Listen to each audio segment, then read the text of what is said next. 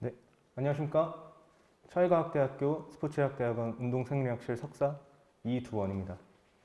이렇게 영광스러운 자리에서 마무리를 맡게 돼서 너무 감사드립니다. 좋은 기회 주셔서 너무 감사드립니다. 자, 그럼 개인 맞춤형 저강도 운동을 통한 일반 성인의 회복 능력 향상에 대해 발표를 시작하겠습니다.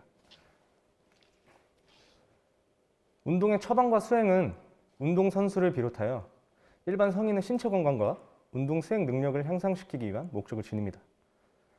혈중 젖산 농도를 분석하는 젖산 역치 테스트는 최대 산소 섭취량, 최대 심박수와 비교하여 더욱 센시티브한 바이오마커로서 심혈관 질환자에서부터 운동선수에 이르기까지 개인 맞춤형 운동 강도를 설정함에 있어 가장 유용하게 사용되어집니다. 여러 연구에 의해 개발된 Anaerobic Threshold, Anaerobic Threshold, MLSS, 오블라와 같은 락테이트 트레시홀드 컨셉은 실제로 많은 논란이 존재합니다. 일반적으로 에어로빅, 언에어로빅 트랜지션이 존재한다고는 하나 생화학적 반응으로 살펴봤을 때 산화적 인산화를 거쳐 운동 강도가 상승함에 따라 ATP를 실제로 활성화되고 있는 근육에 공급하기 위해 해당 과정이 가속화되면서 이 트랜지션 구간은 실질적으로 존재하지 않게 됩니다. 따라서 4mm로 흔히 알고 있는 LT 구간을 설정하는 것보다 젖산 역치 테스트를 통해 개개인의 운동 강도를 설정하는 방법이 더 많이 사용되어집니다.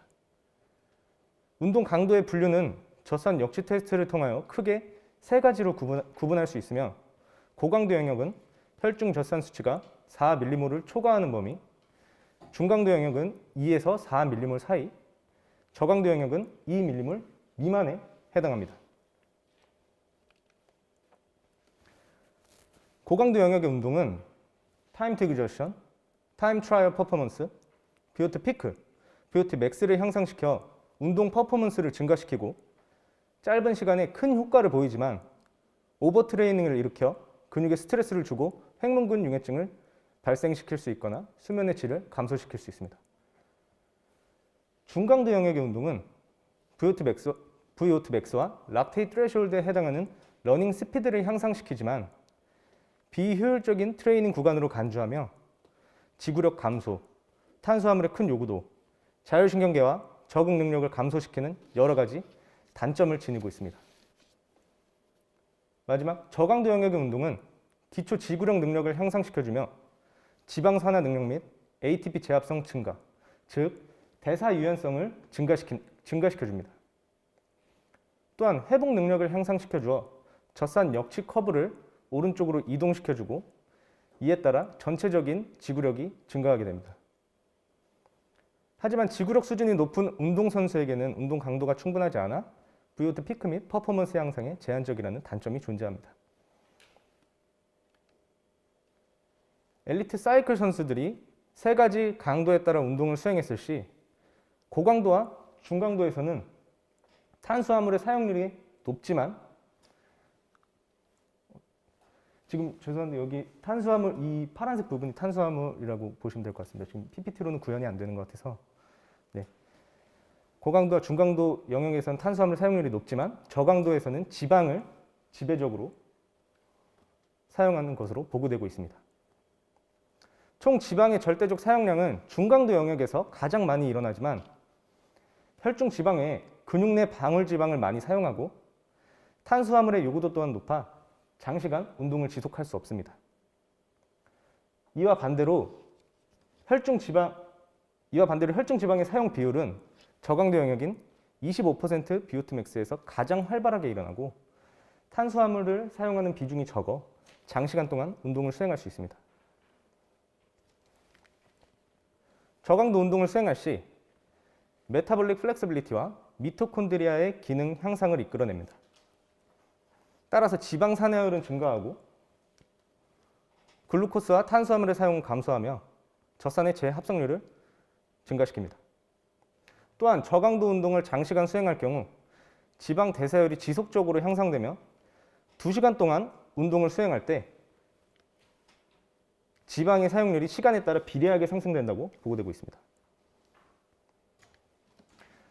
하지만 사전 연구들을 조사한 결과 개인 맞춤형 저강도 운동에 대한 운동 시간과 운동 빈도가 매우 광범위하며 저강도 운동 처방 시 추정식 최대 심박수 및 최대 산소 섭취량을 사용하여 선행 연구가 이루어졌다는 제한점이 존재하였습니다. 따라서 본 연구에서는 저강도 영역의 운동을 4주 동안 동일한 운동 볼륨을 지닌 30분 그룹과 1시간 그룹으로 나누어 일반 성인의 회복 능력을 향상시킬 수 있는 저강도 운동의 운동 시간과 운동 빈도를 비교 분석하는 것입니다.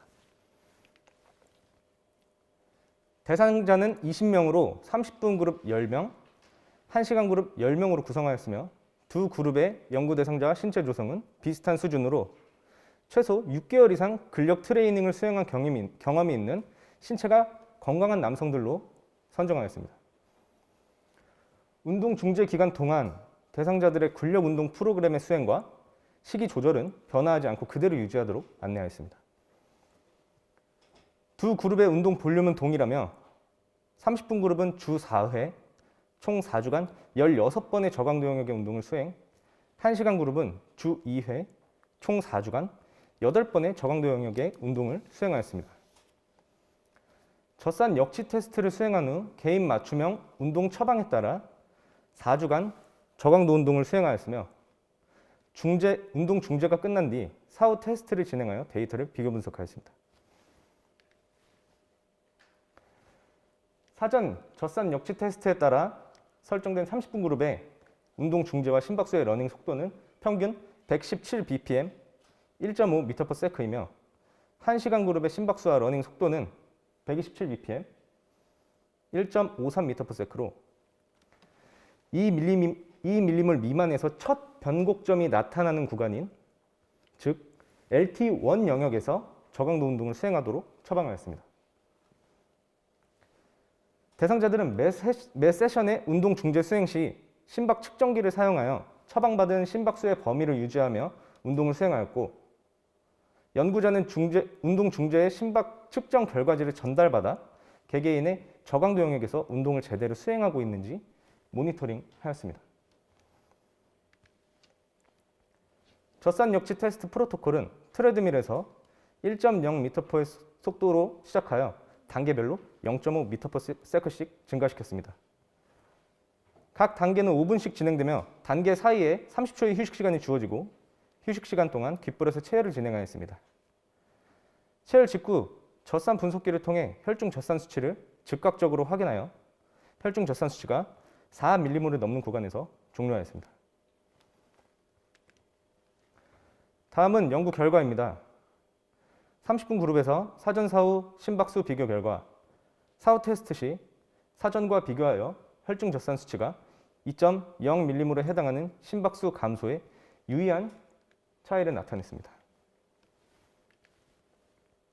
1시간 그룹의 사전 사후 운동 부하 속도 비교 결과 사후 테스트 시 사전과 비교하여 혈중 젖산 수치가 1.5, 2.0, 4.0mm에 해당하는 운동 부하 속도 증가에 유의한 차이를 나타냈습니다.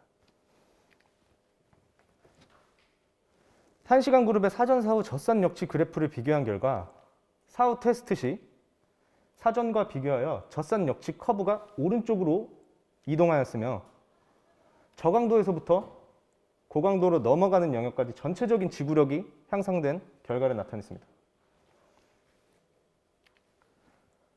사후 테스트 시 두 그룹 간 운동 부하 속도 비교 결과 1시간 그룹이 30분 그룹과 비교하여 1.5mm에 해당하는 운동 부하 속도 증가에 유의한 차이를 나타냈으며 2.0mm에 해당하는 운동 부하 속도 증가에 유의한 차이를 보이진 않았지만 1시간 그룹이 30분 그룹에 비하여 운동 부하 속도가 증가하는 경향성을 나타냈습니다. 30분 그룹과 1시간 그룹의 혈중 젖산 수치 2.0mm에 해당하는 델타 헐트 레이트 그리고 혈중 젖산 수치 1.5, 2.0, 4.0mm에 해당하는 델타 스피드 값은 1시간 그룹이 30분 그룹과 비교하여 유의하게 높은 값을 나타냈습니다.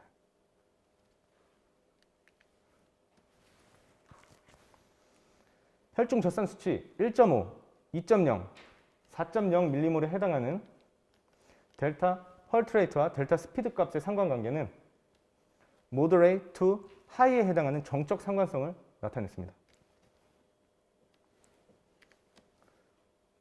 본 연구 결과에 따르면 심박수 수치의 변화는 30분 그룹의 혈중 젖산 농도 2.0mm에 해당하는 심박수 감소에만 유의한 차이를 보였으며 1시간 그룹에서는 상대적으로 심박수 변화에 유의한 차이를 나타내지 않았습니다. 이처럼 4주간의 저강도 운동에 따라 증가 및 감소를 나타내는 심박수의 수치는 심장의 교감 및 부교감 조절에 의해 변화되는 것으로 여겨지나 다른 변인들을 통한 디테일한 분석이 필요할 것으로 사료됩니다. 또한 1시간 그룹의 혈중 젖산 농도 1.5, 2.0, 4.0mm에 해당하는 운동부하 속도의 증가는 메타볼릭 플렉서빌리티의 증가로 인해 지방의 사용은 증가하였고 탄수화물의 사용은 감소하였다고 사료됩니다. 선행 연구 결과에 따르면 저강도 운동은 에너지 공급 시 플라즈마 페리 엑시드를 주로 사용하며 운동 중 생성된 젖산은 에너지 제압성에 사용되는 것으로 보고되어집니다. 이는 주로 미토콘드리아의 기능 향상에 의한 것으로 안정시 혹은 저강도 운동 시 생성된 젖산은 주도적으로 세포 간 락테이 셔틀 메커니즘, 즉 코리사이클에 의하여 근육세포에서 혈액을 통해 간으로 이동하여 에너지 제압성이 일어나고, 이와는 반대로 세포 내 락테이 셔틀 메커니즘에 의한 근육에서 생성된 젖산의 제압성 비율은 적게 발생되었다고 보고되어집니다. 또한 프리페리 엑시드의 주도적 사용으로 인해 포도당 신생합성의 호르몬 반응과 주요 효소가 활성화되며 해당 과정의 효소는 알로스테릭 레귤레이션에 의해 억제되었다고 보고되고 있습니다. 따라서 본 연구의 결론은 1시간 그룹에서만 저강도 영역과 중강도 영역에서 고강도가 시작되는 영역이 향상된 것으로 보아 개인 맞춤형 저강도 유산소성 운동은 최소 1시간, 주 2회, 총 4주간 수행했을 때 효과적이며, 동일한 운동 볼륨을 지녔다고 하더라도 30분 저강도 운동을 수행하는 것은 메타볼릭 플렉서빌리티, 미토콘드리아의 기능, 그리고 산화 능력을 향상시키기에 충분하지 않은 운동 시간이라고 사료됩니다. 또한 개인 맞춤형 저강도 유산소성 운동은 근육 손상 및 심혈관 대사 위험이 적기 때문에 운동 선수뿐만 아니라 임산부, 운동 초보자, 노인, 심혈관 질환자에게도 적합한 운동 방법이라고 사료됩니다. 본 연구의 제한점과 추후 연구에 필요한 점은 실제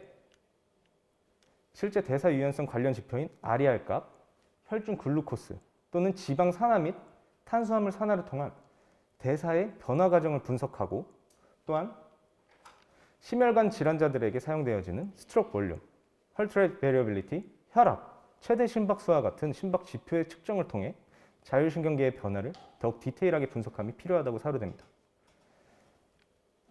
마지막으로 노인, 임산부, 심혈관 질환자와 같이 특수한 대상자에게 맞는 운동 볼륨에 대한 연구가 시행되어야 한다고 사료됩니다. 제 발표는 이것으로 마치겠습니다. 끝까지 경청해 주셔서 감사합니다.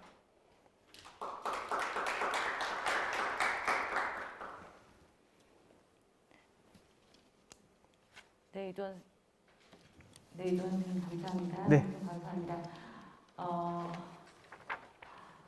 플로어에서 질문 한번 받아보도록 하겠습니다. 질문 있으신가요? 질문 없으신가요? 네, 그러면 제가 해보도록 하겠습니다. 제가 좀 기본적인 것들일 것 같아요. 그래서 첫 번째는 저강도 운동을 설정하셨음에도 불구하고 이 30분 1시간이라고 시간을 정하신 게 어떤 기준으로 설정을 하셨는지 좀 궁금합니다. 네. 그리고 이 결과들을 보면 이 역시나 또 젖산과 관련된 역치와 관련된 부분들에서는 이제 조금 좋은 데이터들을 확인하셨는데, 이 운동 능력에 비해서 심박수의 변화는 나타나지 않았습니다.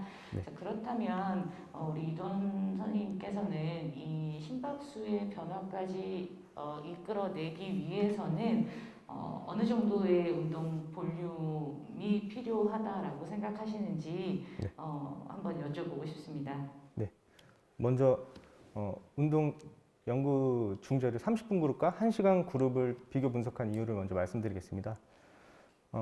ACSM 등 많은 운동협회나 혹은 현장에서 지구력 운동을 30분에서 40분 사이로 권장하는 것을 흔히 우리가 알 수 있습니다. 하지만 실제로 절대적인 지방 산화 어댑테이션이 일어날 수 있는 최소 시간은 1시간이라고 알려져 있습니다. 따라서 현장에서 사용되어지는 30분에서 40분 사이에 권장되어지는 그런 운동 시간과 연구적으로 지방 산화의 어댑테이션을 이루어낼 수 있는 최소 시간인 1시간 그룹을 비교하기 위해서 그렇게 설정을 하였고요. 두 그룹의 운동 볼륨을 또 동일하게 하기 위해서 운동 빈도는 주 2회와 주 4회로 나누어서 그렇게 설정해서 비교 분석을 하였습니다. 그리고 두 번째로 심박수의 변화까지 보려면은 사전 연구 결과들에 따르면 심박수에 좋은 변화를 나타내기 위해서는 주 3회에서 5회 사이의 운동 빈도와 한 세션당 1시간 이상의 운동 시간, 그리고 총 운동 기간이 12주로서 굉장히 많은 운동 볼륨과 많은 운동 기간이 필요합니다. 그래서 본 연구를 통해서는 심박수의 지표가 좋게 향상되기에는 조금 적은 운동 볼륨이라고 생각되고, 저희 이 연구의 모토는 최소한의 시간, 최소한의 볼륨을 통해서 저강도에 해당하는 지구력이 향상되는 것을 통해서 전체적인 지구력 향상을 또 유하는 거기 때문에 저강도 운동에 대한 최소한의 운동 볼륨에 대한 연구라고 생각하시면 감사하실 것 같습니다.